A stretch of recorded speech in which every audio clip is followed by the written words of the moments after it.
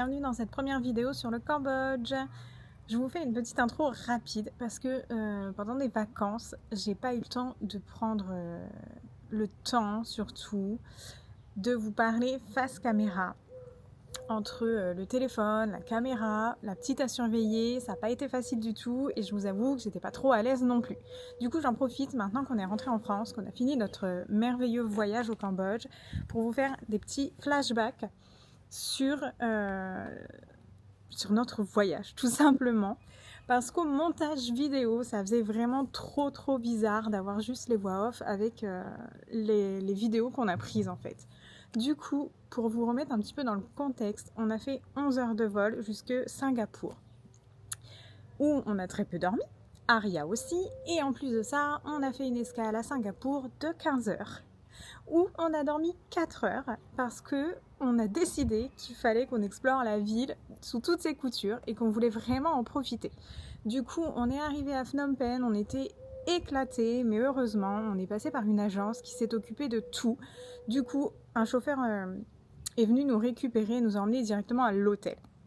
On a profité de cette première journée un peu chill où on n'avait rien de prévu pour aller visiter un petit peu autour de l'hôtel. On s'est donc dirigé jusque le Tonle Sap.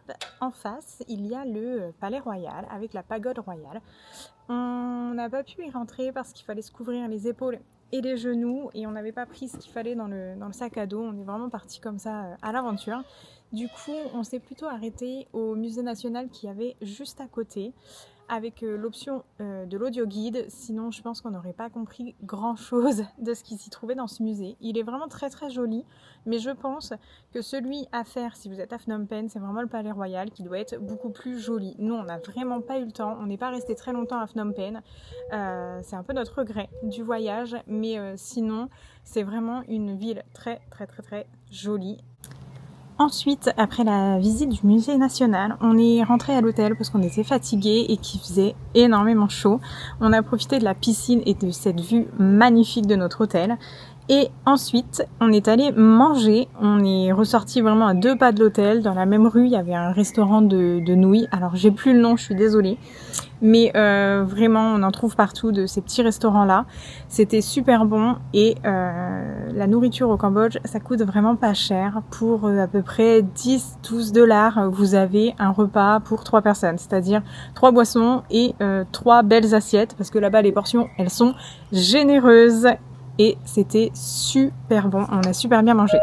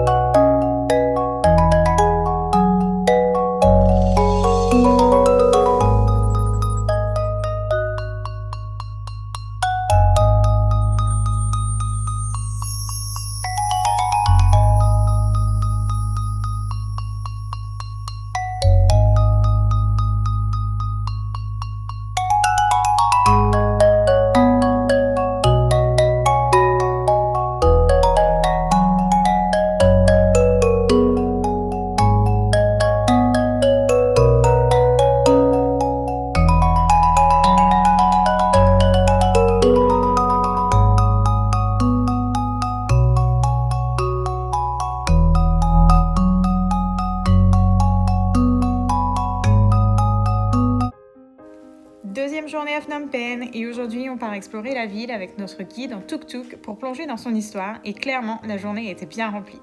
Première étape, le célèbre temple de Wat Nom et là, énorme ambiance, le lieu était bondé à cause du nouvel an chinois. Entre les offrandes, l'odeur de l'encens et les locaux venus prier, on est directement plongé dans l'ambiance.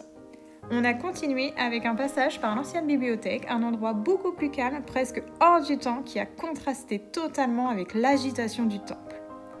Ensuite, direction le marché central. Bon, il était fermé pour le nouvel an chinois, mais on a quand même pu faire un grand tour à l'extérieur et rien que ça, c'était déjà une expérience. on a imaginé facilement l'ambiance à l'intérieur qu'il pouvait y avoir les autres jours. Des étals de chaussures à perte de vue, avec des crocs, of course. Des étals de légumes bien colorés. Ensuite, le coin avec des poissons, des grillades et surtout là où vous pouvez manger directement sur les stands avec toutes les odeurs qui vont avec. Un peu plus loin, on avait les poissons encore vivants ultra frais et pour finir, les stands de vêtements de marque version locale.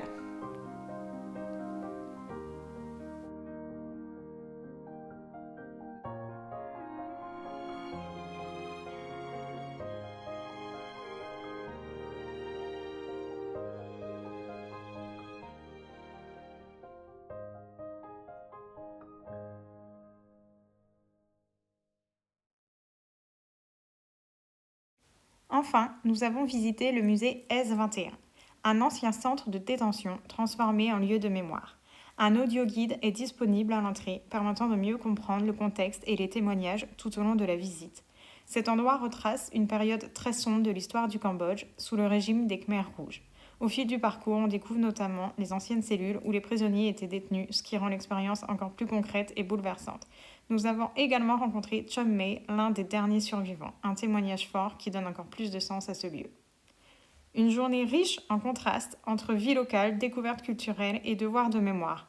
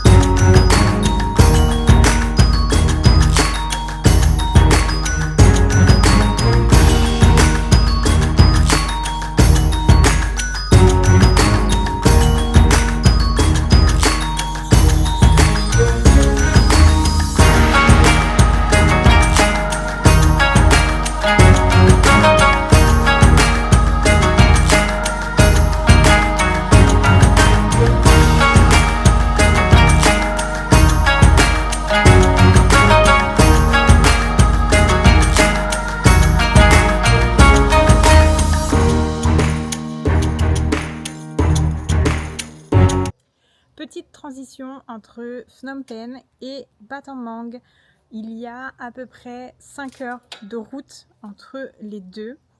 Et entre-temps, pour éviter que ça fasse trop long, on a été visiter Udong, qui était l'ancienne capitale du Cambodge, à la place de Phnom Penh. C'est vraiment un très très joli lieu, vous allez voir. Aria s'est éclatée, elle a adoré.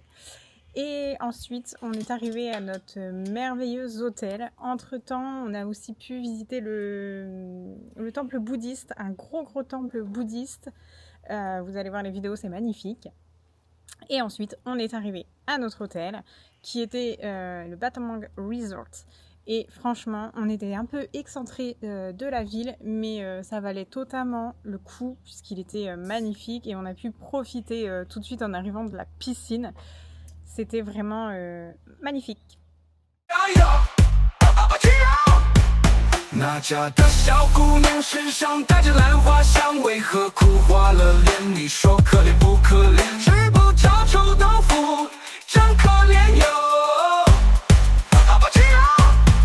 试问夫子先生怎么办？树枝上挂着一只晒着日头的小纸人，吃臭豆腐哟，臭豆腐香哟。忙忙碌碌，起起落落，时时日日，月月年年，烦恼总有千百种，幸福可以很简单，一块美味入口来，开心快乐又一天。臭豆腐好吃，爱忘记哟，吃臭豆腐喽。却不尝臭豆腐真可怜哟。 Pour ce premier jour à Battang Mang, il y avait un guide qui nous attendait avec un tuk-tuk. Et en fait, on a fait tout le tour de la ville en tuk-tuk. Il nous a montré des temples, il nous a montré beaucoup de choses. Je vous en dis pas plus, vous allez pouvoir voir sur la vidéo tout ce qu'on a fait cette journée-là. C'est vraiment top.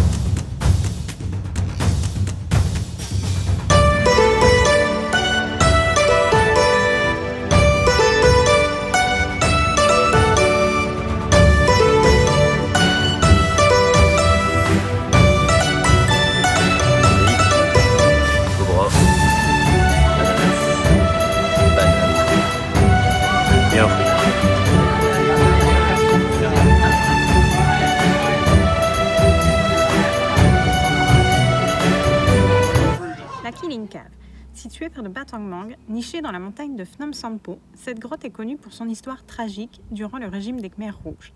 Elle a été utilisée comme lieu d'exécution. Les victimes étaient jetées dans cette cavité, faisant de cet endroit un symbole de mémoire et de recueillement. La visite a pris une autre dimension, encore plus bouleversante, lorsque notre guide nous a confié avoir perdu des membres de sa famille dans cette grotte. Entendre son histoire sur place donne une dimension profondément humaine à ce lieu chargé de mémoire. Aujourd'hui, la grotte est devenue un lieu de recueillement. Un mémorial y a été installé avec des ossements visibles rappelant les événements du passé.